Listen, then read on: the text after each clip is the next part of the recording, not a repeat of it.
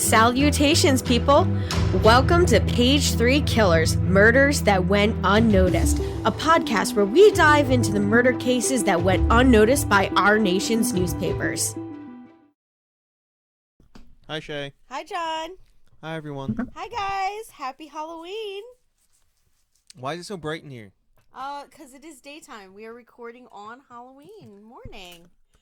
Then I'm going to do like a quick edit and upload this and drop it today for all of our listeners. Fantastic. Yeah.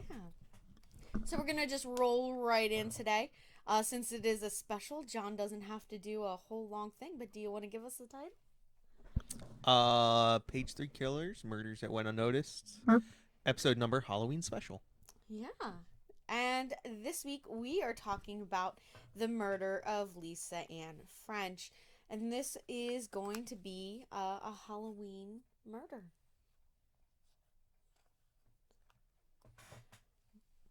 Trust me, you're not going to hear that. Okay, I believe you. We had the fan run in the one episode. Nobody heard it. Okay. Well, I didn't know what it was. Yeah, so this is a Halloween trick-or-treating murder. I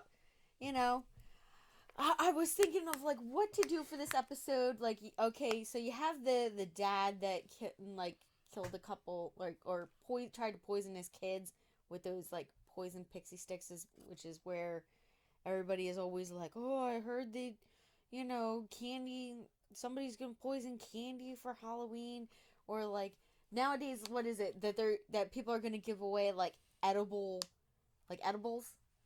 Yeah, because people got that kind of money. Yeah, I don't know what person is going to accidentally give your kid edibles. That edible gummies. That makes absolutely no sense.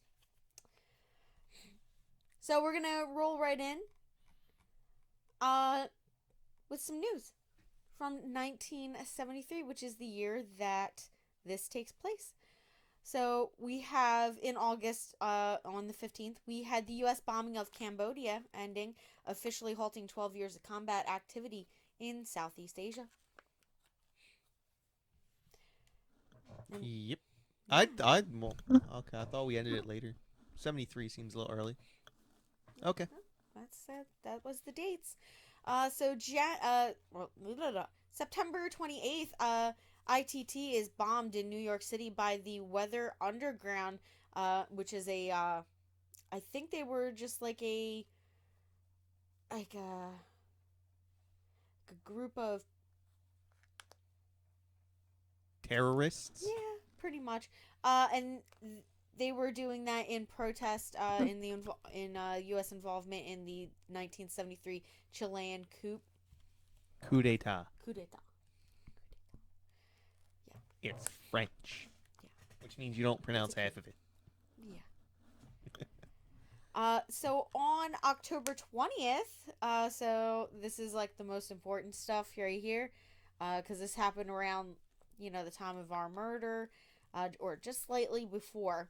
So we had the Saturday Night Massacre, which was U.S. President Richard Nixon orders Attorney General Elliot Richardson to dismiss Watergate Special Prosecutor Archibald Cox. Richardson refused and resigned, along with Deputy Attorney General William Ralulk. And Ralulk. Yeah, and the Solicitor General Robert Bork. Third in line at the Department of Justice, then fired Cox. The third in line finally did, which was the General Robert Bork. So he did fire Cox, and the event raised calls for Nixon's impeachment. So they felt that it was beyond the president's scope of power. Which I don't believe it was, but nonetheless, it's a little unscrupulous. True. Now, also, that would probably cost Robert Bork his seat on the Supreme Court later down the line. His involvement. Yeah. I could see how that would happen. Now, on October 27th, the Canyon City Meteorite So we have a 1.4 kilogram meteorite strikes Earth in Fremont County, Colorado. That doesn't seem very large. Well, when it's going, the speed like that, yeah, that's like a little over like a kilo of cocaine. So, I mean, but when it's traveling that fast through our atmosphere and Yeah. hits the ground, that's gonna make quite a punch. How big do you think the crater that left would have been? I have no idea, but what hit the ground was probably about the size of a can of soda. Yeah, by the time it burned up in the atmosphere, right? Well, 1.4 kilos is about 3 pounds. Oh yeah, that's right. So, I don't know. You should look this up more. Yeah, well, that's a can of soda. That's also So water, not metal and rock. yeah, true. Think about a rock that size. Oh, Yeah, wait like quite a bit. guys, like a rock that size. That's crazy. Yeah. All right, and then on November 27th, we have the continuation of Watergate. In Orlando, Florida, U.S. President Richard Nixon tells 400 Associated Press members and editors, "I am not a crook," and that is the famous line while he's holding his dog Checkers. Uh, yeah, they made a big deal like because they wanted him to look sympathetic, so they were like, "Hold your dog, your kid's dog," and it was kind of ridiculous. And then on November 21st, U.S. President Nixon, Attorney General J. Frederick Buzzard revealed the existence of a 181/2 minute gap in one of the White House tapes recordings related to Watergate. Then on November 27th, the United States Senate votes 92-3 to confirm General Ford as as vice president of the United States. That feels like it was a little out of order, but no. No, the existence of the Yeah, recordings came first, and that was kind of like the last straw. yeah, Like, and well, you're obviously hiding something. So yeah. So then they were just like, okay. All right. And then on December 15th of that year, gay rights. This is for the gay rights movement. The American Psychiatric Association removes homosexuality from its DSM-2 section. seems So it was no seems like a longer good idea. considered a psychiatric disorder. Now, on our seedy side, we had on May 8th a 71-day standoff between federal authorities and American Indians movement activists who were occupying the Pine Ridge Reserve at Wounded Knee in South Dakota. Ends with a surrender of the militants after I believe there was some shots fired. I believe in this, right? Yeah. Yeah. I don't think anyone was killed, but Yeah, I'm pretty sure shots were fired by the federal authorities on land that they do not have any federal authority over. yeah, it's not true. No? No, if you read all that crap, they have authority. It's like special. Okay. All right. Now on June 24th, we have the upstairs lounge arson attack, and that is a fire at a gay bar in New Orleans, French Quarter, and that ends up killing 32 people. So that was kind of crazy. And then we have on January 7th, Mark Exis kills 4 civilians and 3 police officers during a siege at a downtown Howard Johnson Motor Lodge in New Orleans. 10 hours after the siege began, Mark Exis is killed by a volley of gunfire from police officers stationed inside a Marine helicopter. So yeah. It's been all downhill for Howard Johnson's ever since. Yes, it has. I mean, nobody wants to stay at a place. No one wants to say the Hojos. Yeah. Although we did stay at one. They had a decent breakfast in the morning. I'll say, but not like a restaurant or anything like that. It was like kind of. Well, there's only one Hojo's restaurant left in the entire country. Yeah. Like up in Maine. But nothing will beat that one Hilton that we stayed at. What They Hilton? had the waffle boats and omelets in the morning. The one in Georgia. I've never stayed in Georgia. The True. Oh. Yeah. That wasn't Georgia. That wasn't Georgia? No, I forget where that was. It's probably somewhere in the Carolinas. North Carolina? I can't remember. Yeah. All right. So now we're going to move into our topic, guys. We're going to start talking about Lisa Ann French and her murder. So just a little bit of background. Lisa Ann French was born on June 2nd in 1964 in Oshkosh, Wisconsin.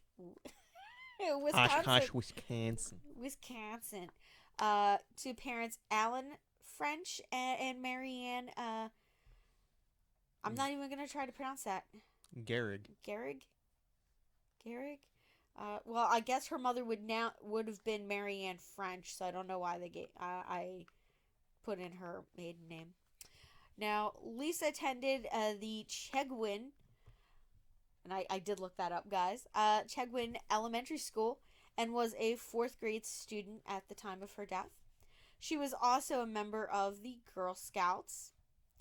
Lisa lived in the Armory Street in the neighborhood of Fond du Lac in Wisconsin with her mother, stepfather Bruce DePaulett, and newborn half-brother at the time of her death.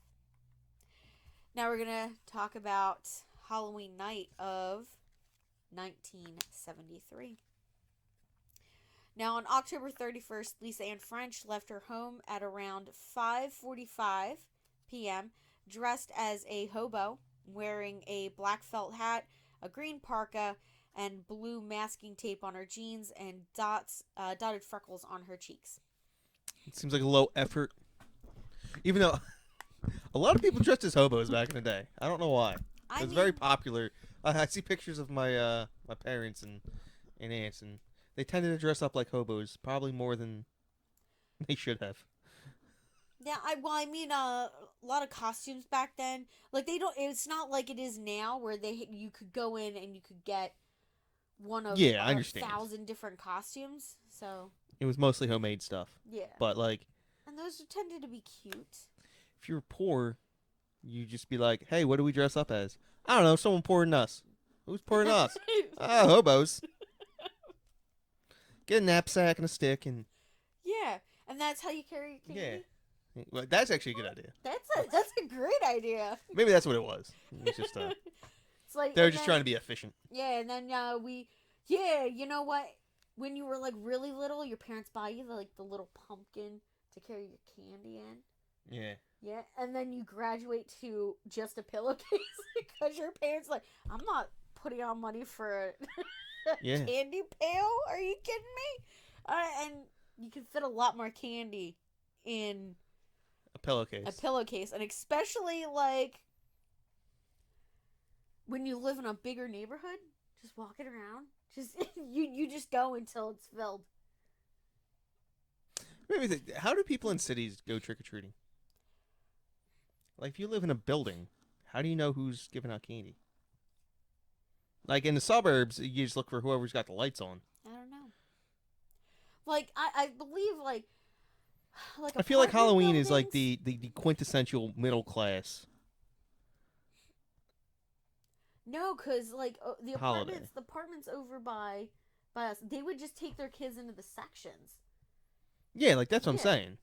Like but again, we're in the suburbs. What happens if you're in the inner city? Like when you're in the inner city, there's still house like single houses and stuff like that. But I'm sure that people still hand out candy.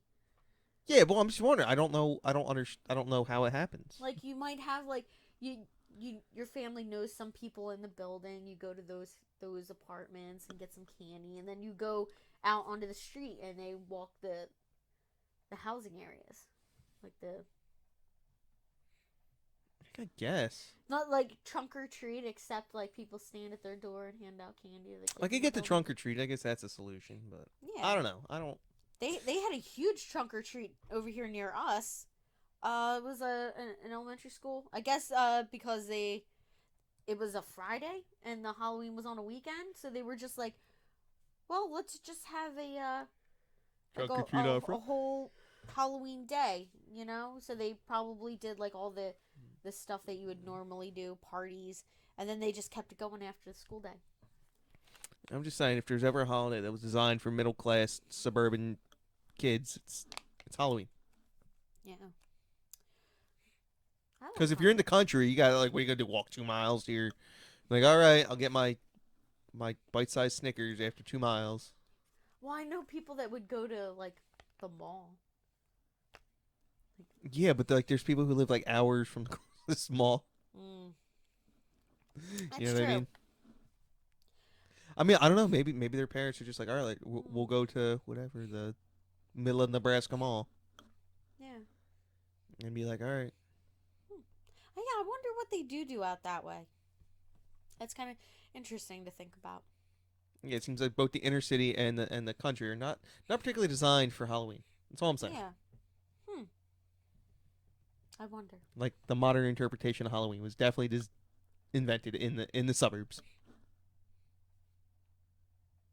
Yeah.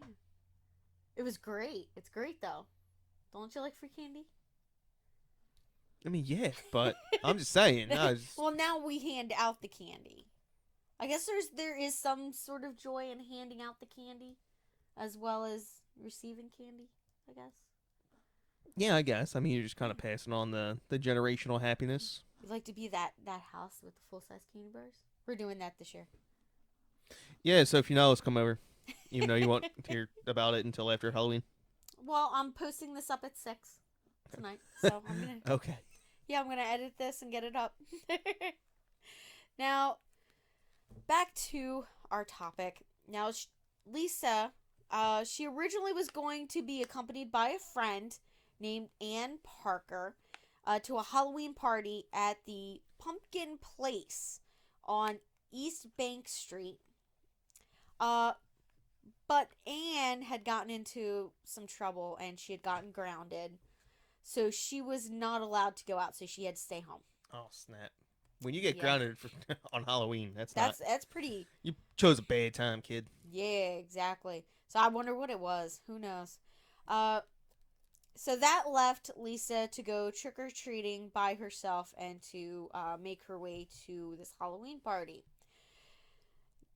Now, Lisa was reported to have made previous stops at a classmate's house, in the house of Karen Bullock, Buchneck, Buchnet, a teacher of hers, for candy before she made her way to the Turner residence. Now, when she arrived at the Turner home, that was the last time that she was reportedly seen by anybody. Nobody remembers seeing her at any other houses. Um, so whatever happened to her after she went there, nobody knows. Now, Lisa Ann's mother, Mary Ann, had started to grow worried about her daughter's whereabouts when she did not return home at 7 p.m., which was her curfew for that night. Now, by 10 o'clock that night, neighbors and family had started a search party, and they started searching for Lisa. Now, that night ended without Lisa being found. No, they couldn't find her in the neighborhood, and they contacted police. Now, over the next 4 days, volunteers, about 5,000 people volunteered to conduct a county-wide search for Lisa. The search included the auxiliary police officers, the United States National Guard, and some of her fellow Girl Scouts. Really? Yeah. 5,000 people is a lot to get Yeah. together like that quickly. Yep. Now, on November 3rd, a few days after Halloween, a farmer named Gerard Brom returned home on his track. He was driving home from like one of his farms on his tractor in Taycheedah, which is how it's pronounced. I looked that up. At 11 p.m. a.m. on the 3rd, when he discovered 2 brown plastic bags behind a barbed wire fence near a forest on McCabe Road. So he decided to go over, investigate. So he opened up one of the bags and he found the body of a child. So the police come out and they sort of identify her as Lisa Ann. So one bag contained her naked corpse. The other contained the clothes from her Halloween costume. Now, an autopsy performed on Lisa revealed that she had died from asphyxiation. Now, a pathologist also stated that she had died from a circulatory shock from sexual trauma that she endured. Her funeral was held on November 6th at the Emmanuel Trinity Lutheran Church in Fond du Lac. Now, on September 8th, 1973, the Chamber of Commerce posted a $10,000 reward for the capture of Lisa Ann French's killer. Now, that's a big old reward back in 1970. Yeah, that's like 40 grand, 50 grand. Yeah, so and that's coming from a church. It was the Chamber of Commerce. Oh, I'm sorry, misread Yeah. that. Yeah, so it was a Chamber of Commerce. That would be like their city hall, right? No, it's a Chamber of Commerce. It's Like the local business owners. Yeah. Okay.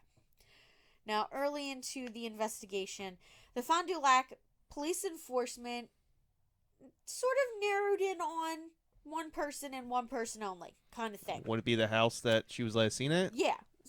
So they when they searched the neighborhood and they talked to everybody, this guy says, "Nah, yeah, she was here, and then she went off down the street towards the next house." Well, they check with that person and they're like, "Nah, we didn't see her. I was here, me and my husband, we never saw a little girl come to our door, dressed as, in that type of costume." So they were kind of suspicious of this dude. Now, it took 9 months of questioning and testing until Turner actually confessed to the murder. 9 months later, on August 8th of 1974. So he confessed to the rape and murder of Lisa. 9 months is a long time to be questioned. Yeah. So I think it was like off and on. Like they brought him in for like different things, and like, so he would later go on to say that his confession was not true. That it was coerced. But there was, this is at the time where it is quite possible, because police were known to use less than scrupulous tactics when questioning individuals. Some enhanced interrogation techniques. Like, I don't think did they have Miranda rights in 1973? You've always had Miranda rights. Yeah, but they didn't have to tell you them. I can't remember when Miranda was. I think it was before this, but it was probably pretty new at the time. I can double check it. Yeah, why don't you look that up for me? I think it was Georgia versus Miranda versus Georgia. Yeah. So he would say that, this confession was not true. It was coerced. Now, during the 9 months of scrutiny that he was subjected to, he was brought in by law enforcement to perform a polygraph exam. The results of the exam came back inconclusive. Yeah, it was in 1966. So. And he declined to perform a second polygraph. Now, polygraphs are not, by far, they are not very useful to police. What it is they hope to freak you out enough that you're so afraid of failing it that you will just admit to the crime that you committed, or something like that. So that's really what the goal of a polygraph test is, or exam. Uh, because Yeah. I believe it has no probative value. Well, In court. At best it's 70% accurate. Yeah. So all you have to do is just like make it look like it's like fucking terrible. Just lie through the whole thing. When they ask you what your name is, just lie. It's like, are you so and so? Absolutely not. Now, the police had also collected some fiber evidence and body hair from him. So they basically, when they did a search of his home, they took bedspread fibers samples from his bed. They took samples of his hair. Now, when tested, the hair samples were positively matched to fibers found on her body and clothes. So, I mean, to me, fiber evidence that matches and all that way outweighs any polygraph. Because that's actual physical evidence found on a body that links you to that crime. So, well, I mean, the only one that's kind of really suspicious is the bedspread material. Yeah. The body hair can almost kind of be explained away because it's not like he's saying she wasn't there. Unless it's like, so if it's like your hair, like your hair can fall out. Yeah, it depends on what part of the body it's from, but I doubt in 1973 they like had the ability to do that. Now, if it's pubic hair, I'm just like, you're fucking guilty. Because how's that gonna end up on somebody's body? Because what, did you shook their hand and you didn't have your pants on? Well, yeah, I just got done saying that. Yeah. Oh, I didn't understand. I know you weren't that. listening. Whatever. Now, we're going to talk a little bit about his confession and his first trial. So, according to Turner's confession, Turner and French had begun to talk while he was giving her some candy.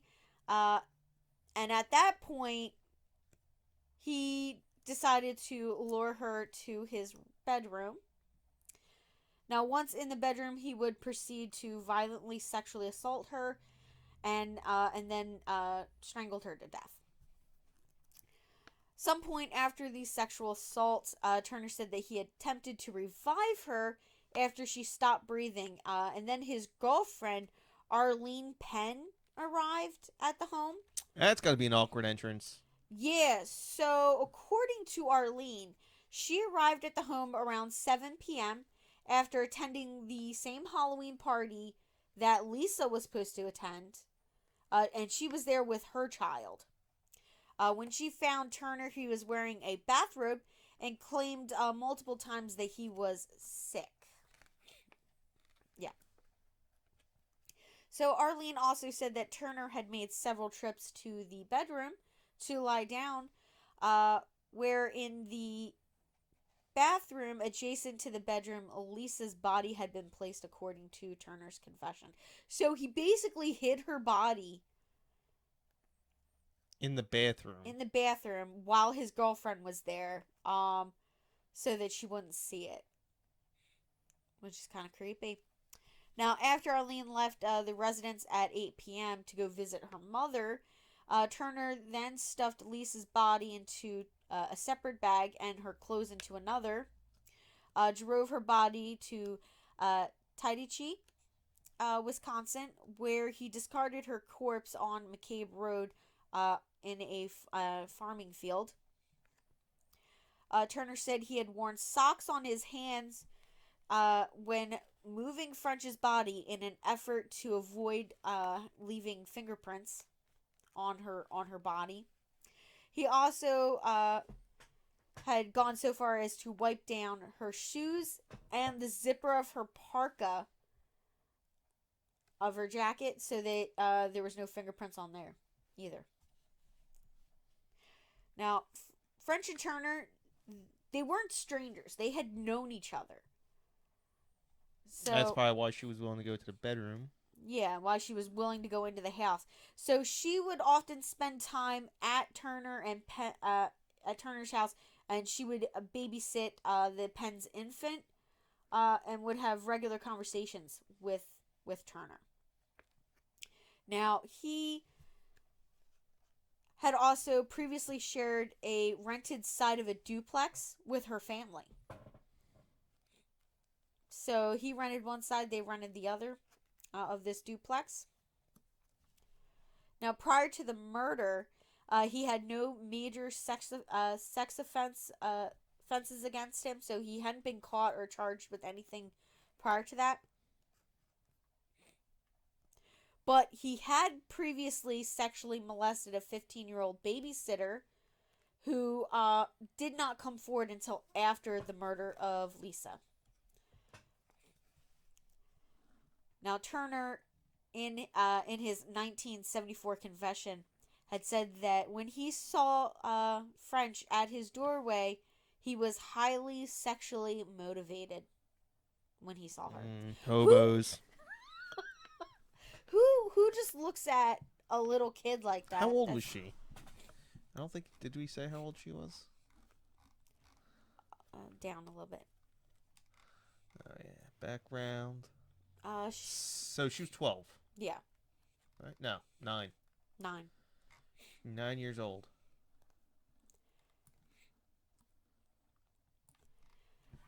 Here we go.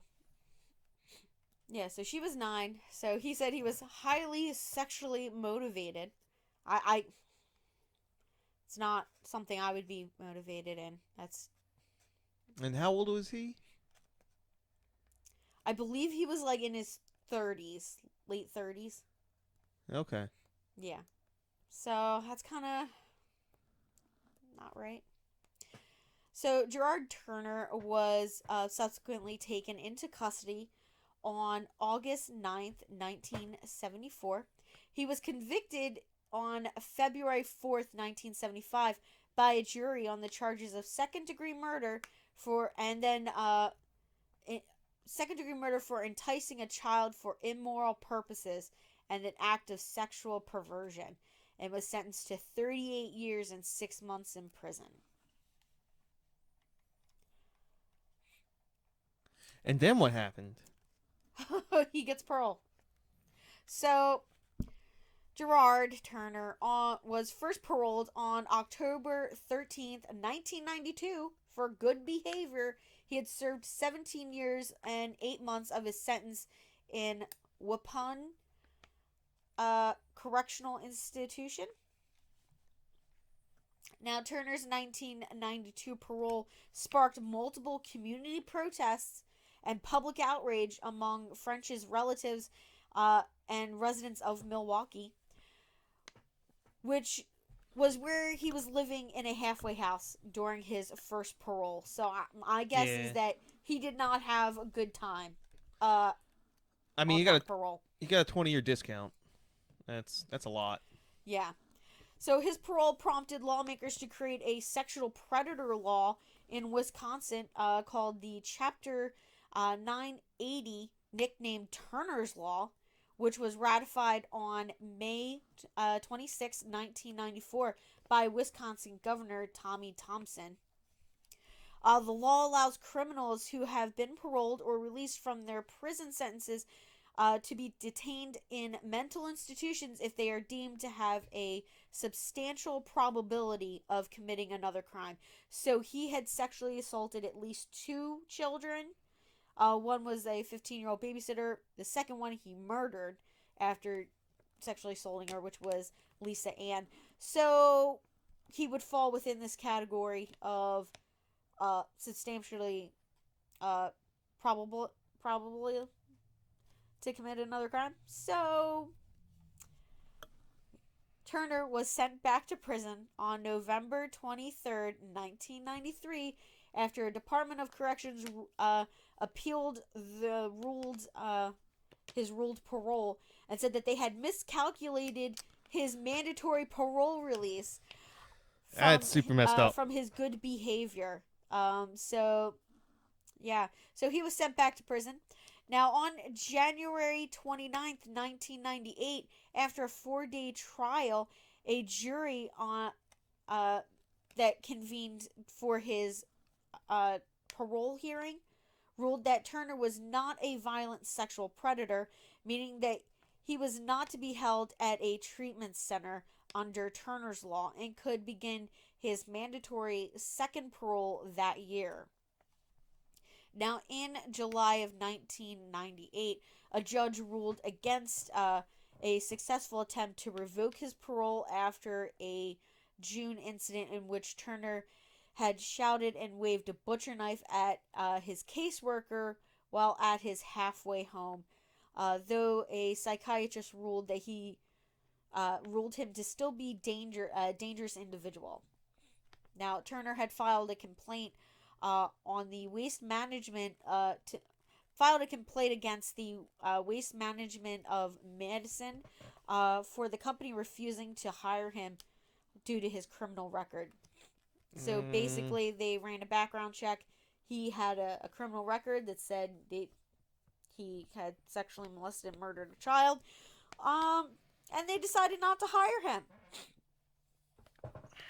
So he filed a complaint against the company. I mean, I got no problem with them not hiring him. Yeah. So Turner and the company reached an undisclosed settlement where they were required to hire Turner due to a former Wisconsin law not allowing companies to consider criminal convictions when hiring former felons unless the crime is substantially related to the job that they're applying for. I don't know how they don't win that one in court. He's got to go around to well, I don't know what specific job he applied for. Maybe he was working in the plant or whatever, or something stupid. So the waste management company argued that they could not hire him because they held school tours through their facility, at least 15 tours a year. Yeah, there you go. That's a good argument. With children during the previous school year, and that he would have access to dangerous materials and chemicals.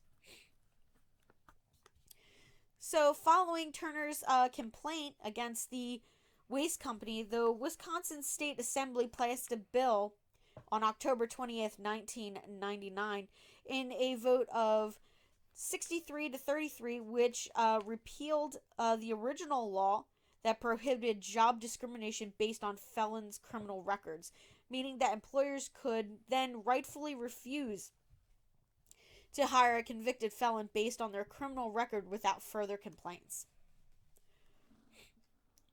Sure, I'm sure there's a ton of waste management employees who have felonies on their criminal records. Yeah. Probably very few of them have rape and murder of a child. Yeah, like I get like maybe some small thefts or something like that. That's what I'm saying. Most people should actually really look past a lot of criminal records, but I don't know. Rape and murder of a small child it's a little bit like you obviously don't have particularly good what's the word I'm looking for? Make good choices in life, I guess. Like your decision making skills are called into question. Yeah. So, following that, so he won a little settlement. They changed some laws around in Wisconsin. Now, he's returned to prison for an additional 15 years after violating his parole in 2003. When an abundance of pornographic content was discovered in his possession. Come on, man. 2003, the internet existed. Yep. So Turner, is. Granted, he's probably on the older side at this point, right? He's got to be. Right. 03. This is 30 years after the murder. So if he was in his mid 30s, you're looking at someone who's mid 60s at the time. If he was between 50s and 60s. Yeah. Now, I have just one thing here. So Turner, in an undated letter he wrote to Lisa Ann French posthumously, so after her death, he appeared to show remorse for his act while depicting the events that took place during their encounter. He wrote, "I doubt that I could ever fully realize the terror you experienced at my hands. I can still see you standing in the doorway with that felt hat, beaming at having recognized me. Then I see the delight on your in your eyes turn to fear as I close the door behind you. The rest of my life I will have to live with what I did to you. On that night I became a monster. I swear to you, on the forfeiture of my life, I will never harm another child." So he did write that in a letter. It's undated. So who knows what. Now, Turner had at one time suggested that due to him committing the crime on Halloween, he had received more significance for the crime, and his case was, so his case was more recognized and got a lot more publicity in the area than it would have normally. I mean, that's because true. It was on Halloween, which is probably definitely true. Probably gave a lot of people some, He said, and this is a quote from him: "If it had happened on some other day, like Valentine's Day, nobody would have given a damn." That's probably wrong. Yeah, I'm sure a lot of people would have gotten angry about it. Now, after returning to prison for that 15 years, so he served 15 and a half for violating his parole in the 2003. Now, he was scheduled for a mandatory release but in 2018, but he then it was extended. His stay at the Racine Correctional Institute was extended, and his parole was restricted. So Turner's impending release caused Lisa Ann French's mother to create an online petition in an effort to keep Turner incarcerated at a mental treatment facility. Now, as of 2021, which is this year, the petition has over 34,000 signatures and over 9,000 signatures just from Wisconsin residents. Now, the Wisconsin Department of Justice has filed a legal petition on January 26th of 2018, prior to his mandatory prison release, to make the case to keep Turner detained under Wisconsin Chapter 980. I mean, at this point, he's not likely to be a repeat offender. Guy's probably pushing 80. Yeah. Now, the rest of what I have here is just basically some legal stuff that's gone back and forth in the with the courts, his attorney, and the attorney general and all that stuff. So it's just pretty much him trying to get out and them trying to find ways to keep him in. So in 2019, a Wisconsin appellate court revoked and ruled that Turner was to be tried again in Fond du Lac, overriding the circuit court judge's decision. Ruled that he had to be tried in Fond du Lac at some point, except the proceedings were postponed again, partially because of the COVID-19 pandemic. So he did not get released. So he's still sitting in jail.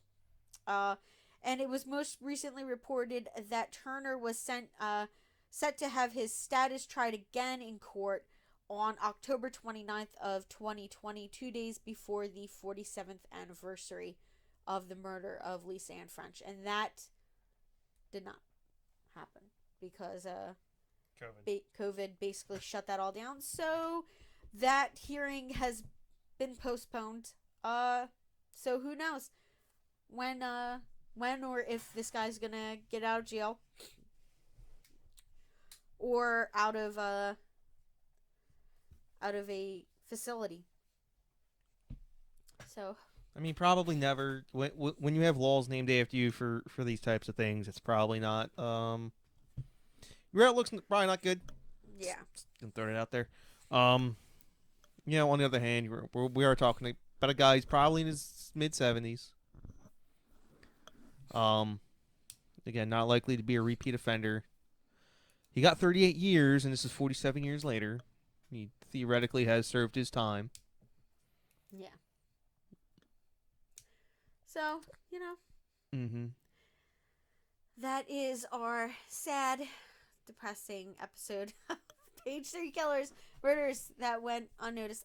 You know what? Kid cases always hit a little different than other ones. Yeah, and you keep on doing them. Well, it's Halloween, and I'm sorry that kids are. There's a lot. There's a lot of kids that go missing Halloween. I can't say that, it's a lot, but I mean, maybe I should have went with like there was a Canadian one where a guy like dressed up as a samurai and just stabbed slashed at people. It was last year. So there wasn't too much I can tell you what was all over the news. What? What has literally been the only thing that's mattered the last 18 months? Oh, COVID-19. COVID and Trump. And yeah, so that's about it. So yeah, and Trump. Yeah. The election. Yeah. So yeah, but that is the end of our episode for Halloween. We hope you guys enjoyed it. And we will be recording later today our episode for Wednesday. So we will see you guys then. Bye. Bye.